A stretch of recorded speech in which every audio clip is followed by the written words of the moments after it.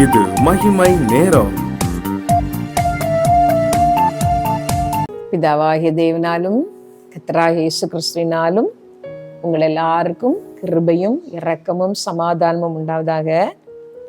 இந்த வாரத்தின் தொடர் செய்திகள் எல்லாவற்றையும் நீங்கள் கேட்டீர்கள் என்று நான் நம்புகிறேன். ஒரு நிமிடம் உங்கள் மனதிலே கொண்டு வந்து பாருங்கள்.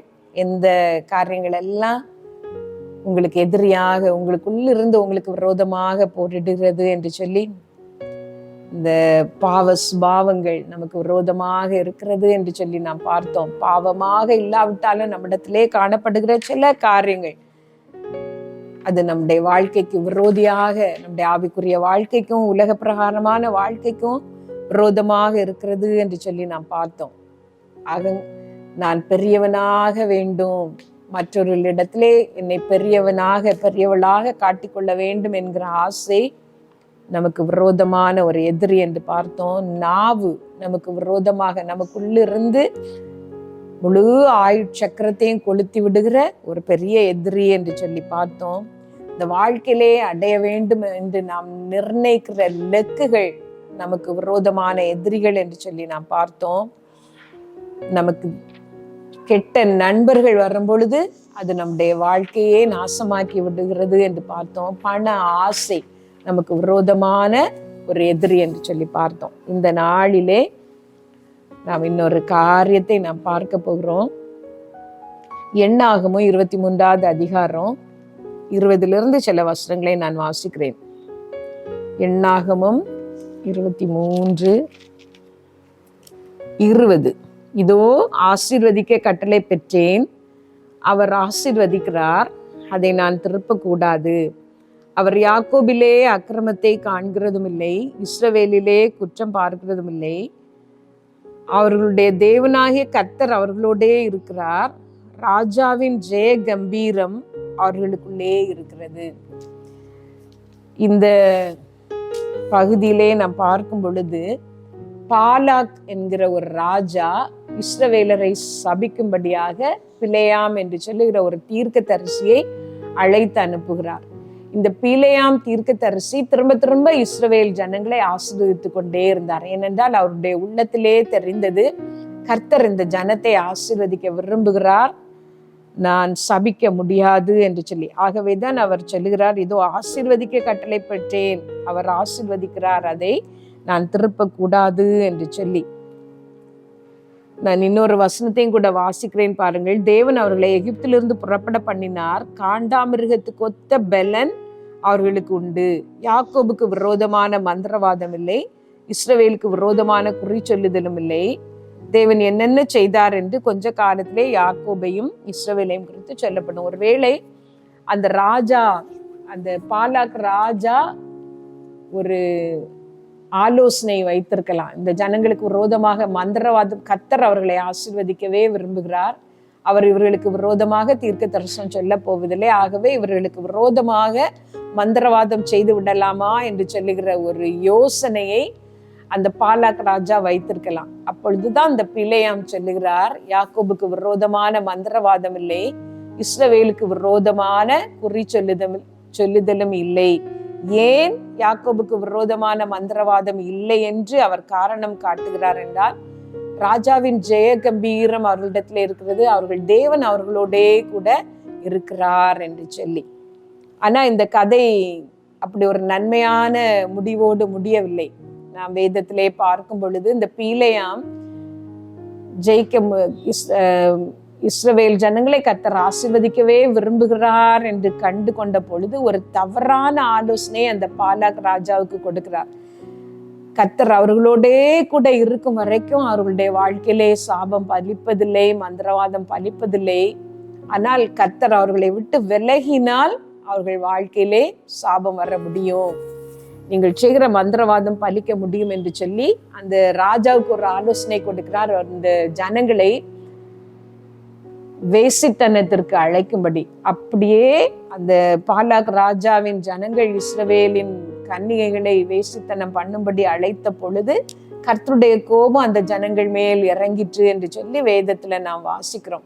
தவறான ஒரு ஆலோசனையை இந்த பிலேயாம் கொடுத்தார் என்று சொல்லி வேதத்துல வாசிக்கிறோம். இந்த நாளிலே நாம் பார்க்க போகிறது, கர்த்தரோடு கூட உள்ள வாழ்க்கையை விட்டு அவருக்கு விரோதமாக நாம் மாறும் பொழுது, வழி விலகும் பொழுது, அது நமக்கு எதிரியாக மாறி விடுகிறது. அது நிமித்தம் நம்முடைய வாழ்க்கையிலே சாபங்கள் வருகிறது. தேவன் அவர்களோடே கூட இருந்த வரைக்கும் இஸ்ரவேல் ஜனங்களுடைய வாழ்க்கையிலே சாபம் வரவில்லை. அவர்கள் பாவம் செய்து கர்த்தரை விட்டு விலகின பொழுது அவர்கள் சபிக்கப்பட்டார்கள். கர்த்தருடைய கோபாக்கினை அவர்கள் மேல் வந்தது. கர்த்தருடைய கோபம் நம்முடைய வாழ்க்கையிலே வராதபடிக்கு அவரோடு நெருங்கி வாழ்கிற ஒரு வாழ்க்கை நமக்கு இருக்க வேண்டும். கொஞ்ச காலத்திலே அவருடைய கோபம் பற்றி எரியும், அவரை அண்டிக் கொள்ளுகிற யாவரும் பாக்கியவான்கள் என்று சொல்லி சங்கீதம் 2வது அதிகாரத்திலே நாம் வாசிக்கிறோம். குமாரன் கோபம் கொள்ளாமலும் நீங்கள் வழியிலே அழியாமலும் இருக்கும்படி அவரை அண்டிக் கொள்ளுங்கள். மந்திரவாதம் யாரோ செய்து விட்டார்கள், நான் அதனால் கஷ்டப்படுகிறேன் என்று சொல்லி நீங்கள் நினைக்கலாம். மந்திரவாதம் உங்கள் வாழ்க்கையிலே பலிக்காமல் போக வேண்டுமானால் கர்த்தர் உங்களோடு கூட இருக்க வேண்டும். கர்த்தரோடு இருக்கும் பொழுது எந்த மந்திரவாதமும் பலிக்க முடியாது. கர்த்தர் ஒருவருடைய வாழ்க்கையிலே மந்திரவாதம், இன்னொருத்தர் செய்த மந்திரவாதம் பலிக்கும்படி அனுமதிக்கிறார் என்றால் அந்த வாழ்க்கையிலே கர்த்தருக்கு இயலாத பாவம், கர்த்தருடைய கோபாக்கினையின் பாவங்கள் அவருடைய வாழ்க்கையிலே காணப்படுகிறது என்று சொல்லி அர்த்தம். இந்த செய்தியை கேட்கிற நீங்கள் ஒருவேளை வாழ்க்கையிலே நீங்கள் கஷ்டப்பட்டு கொண்டு இருக்கலாம், பாவத்தையும் சாபத்தையும் அனுபவித்து போராடி கொண்டு இருக்கலாம். கர்த்தரோடு கூட உள்ள ஒரு வாழ்க்கையை தெரிவு செய்து பாருங்கள். இது வரைக்கும் ஏசப்பாக்கும் உங்களுக்கும் சம்பந்தம் இல்லை, நீங்கள் கிறிஸ்தவர்கள் தான், ஆனால் அவரோடு கூட ஒரு வாழ்க்கை வாழவில்லை என்றால் இந்த நாளிலே நீங்கள் உங்களை ஒப்பு கொடுத்து ஜெபிப்பீர்களா? நாம் ஜெபித்து முடிக்க போகிறோம். சர்வ வல்லமையுள்ள எங்கள் நல்ல தகப்பனே, இந்த நல்ல நாளுக்காக நாங்கள் ஸ்தோத்திரிக்கிறோம்ப்பா, ஸ்தோத்திரிக்கிறோம். கர்த்தாவே, எங்கள் வாழ்க்கையிலே நாங்கள் ஆசீர்வதிக்கப்படும்படி உங்களுடைய கரத்திலே எங்களை ஒப்பு கொடுக்கிறோம்.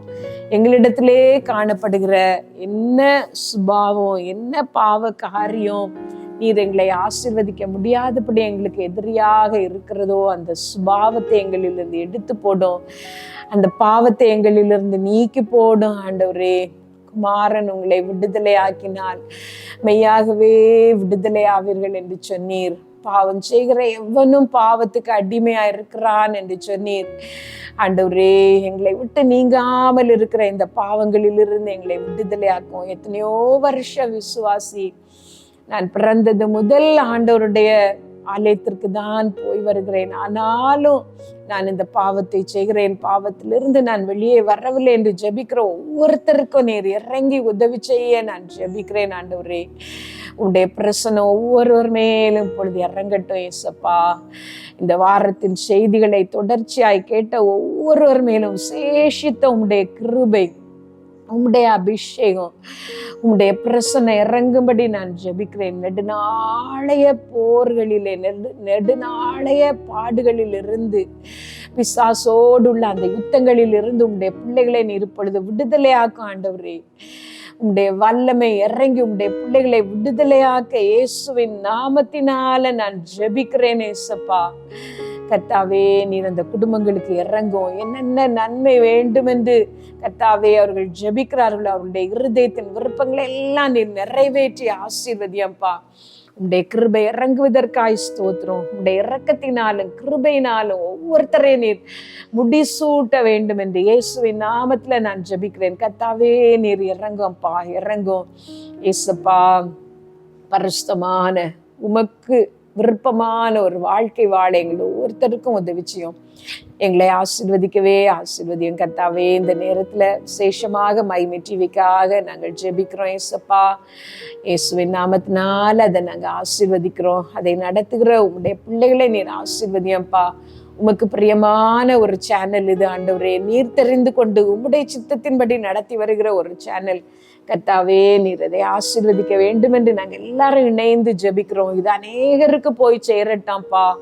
அநேகர் இதனால ஆசீர்வதிக்கப்படட்டும் ஆண்டவரே. இதுல பேசுகிற ஒவ்வொருத்தரையும் பலப்படுத்தும். உம்முடைய வார்த்தைகளை அவர்களுக்கு நீர் கொடுத்துடலாம்ப்பா. இதை நடத்துகிறதற்கு தேவையான எல்லா உதவிகளும் மனித உதவி, பண உதவி, ஆலோசனைகள், ஆண்டவரே உங்களுடைய பிரசன்னம் எல்லாவற்றையும் நீர் தந்து இந்த சேனலை நீர் ஆசீர்வதிக்க நாங்கள் ஜெபிக்கிறோம். உங்களுடைய அன்பின் கரங்கள்ல எங்களை எல்லாரும், எங்க குடும்பங்களே நாங்க தாழ்த்தி தருகிறோம். எஸ்ஸப்பா, நான் அப்பிரயோஜனமான ஊழியக்காரி, செய்ய வேண்டிய கடமை மாத்திரம் நான் செய்திருக்கிறேன் ஆண்டவரே. இதனால உங்களுடைய நாமமே மகிமைப்படட்டும். சகல துதியும் கனமும் மகிமை உமக்குரியது ஆண்டவரே. அதை உமக்கே செலுத்துகிறேன். இயேசு நாமத்துல கேட்கிறோம். எல்லா மகிமையும் உமக்கு செலுத்துகிறோம். ஜீவனுள்ள எங்கள் நல்ல பிதாவே, ஆமேன்.